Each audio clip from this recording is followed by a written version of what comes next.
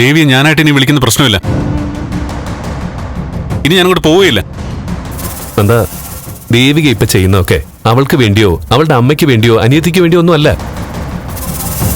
ചന്ദ്രോത്തിന് വേണ്ടിയാ. ചന്ദ്രോത്തിന് വേണ്ടി ബുദ്ധിമുട്ടാൻ ഇവിടെ ഞങ്ങളുണ്ട് മുരളി. അവള് കഷ്ടപ്പെടണ്ട. എന്ന് വെച്ചാ അവള് ചന്ദ്രോത്തെ ആരും അല്ലെന്നാണോ? അവൾ ആരും അല്ലെന്ന് അവള് തന്നെ പല വഴിക്കൂടെ അറിയിച്ചുകൊണ്ടിരിക്കുന്നേ. നന്ദുമോനെ, ഞാൻ കണ്ടതിൽ വെച്ച് ഏറ്റവും നല്ല ഭാര്യ ഭർത്താക്കന്മാരായിരുന്നു നിങ്ങള്. ഒരാൾ മറ്റൊരാൾക്ക് വേണ്ടിയാ ജീവിച്ചിരുന്നത്. മോനെ അവളെ പൊന്നുപോലെയല്ലേ നോക്കിയിരുന്നത്. ചെമ്പിന് ചില സമയത്തൊക്കെ പൊന്നായിട്ടൊക്കെ തെറ്റിദ്ധരിക്കും. നന്ദ, എന്തൊക്കെ ഈ പറയുന്നേ? സത്യം പറഞ്ഞ നിങ്ങൾ ഈ വഴക്ക് കേട്ടിട്ട് എനിക്ക് സങ്കടം വരിക. എടാ ദേവികയുടെ വീട്ടിൽ നിന്ന് എന്നെ ചോദിച്ചാൽ ഞാനിവിടെ ഉണ്ടെന്ന് പറയാൻ നിൽക്കണ്ട. ഹലോ മുരളി, നന്ദൻ അവിടെ ഉണ്ടോ? നന്ദൻ വീട്ടിൽ പോയല്ലോ. എന്താ കാര്യം? ഞാൻ ദേവിക്ക് കൊടുക്കാം മുരളി.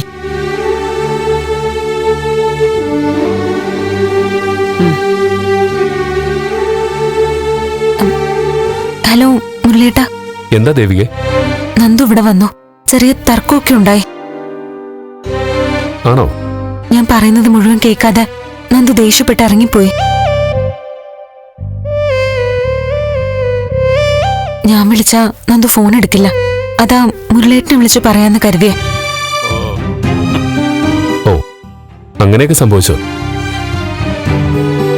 ദേവികെ, കഴിവതും നിങ്ങൾ തമ്മിൽ ശത്രുതയും വഴക്കൊന്നും വേണ്ട. നിങ്ങൾ നല്ല ഭാര്യയും ഭർത്താവും അല്ലേ? അയ്യോ, അതിപ്പോഴും അങ്ങനെ തന്നെ മുരളിയേട്ടാ. ഞങ്ങളുടെ സ്നേഹത്തിന് കുറവൊന്നുമില്ല. അത് പിന്നെ ഞങ്ങൾക്കറിയില്ലേ. അല്ല, ദേവിക ചന്ദ്രോത്തേക്ക് എപ്പോഴാ പോകുന്നേ? ആ, ഞാൻ പോകുന്നുണ്ട് മുരളിയേട്ടാ. അല്ല, എപ്പോഴാ പോകുന്നത് ദേവിക? ആ, പോകുന്നുണ്ട് മുരളിയേട്ടാ. മുരളിയേട്ടന് അറിയാലോ കാര്യങ്ങള്. ഞാൻ അമ്മയും ശരി ഒന്ന് കാണാനായിട്ട് വന്നതാ.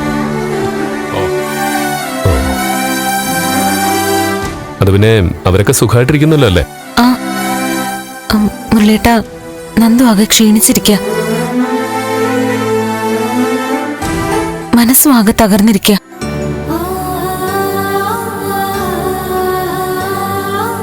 ആഹാരം കാര്യമായിട്ട് കഴിക്കുന്നുണ്ടാവില്ല. ഒന്ന് ഉപദേശിക്കണേ. എല്ലാം ശരിയാവുമെന്ന് പറയണം. ശരി ദേവിക, പറയാം.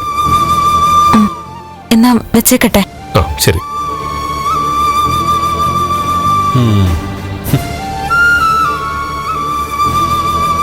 കണ്ടോ മോനെ, ദേവിക മോൾക്ക് മോനോടുള്ള സ്നേഹം കണ്ടോ? ആന്റി, അതൊക്കെ അടവല്ലേ? അല്ല, അവളെന്തിനാ മുരളി വിളിച്ചേ? എന്നോട് വലിയ സ്നേഹമാണെന്നും എന്റെ കാര്യങ്ങൾ ശ്രദ്ധയാണെന്നും നിങ്ങളുടെ ഇടയിൽ ഒരു അഭിപ്രായം ഉണ്ടാക്കിയെടുക്കാൻ അതിന്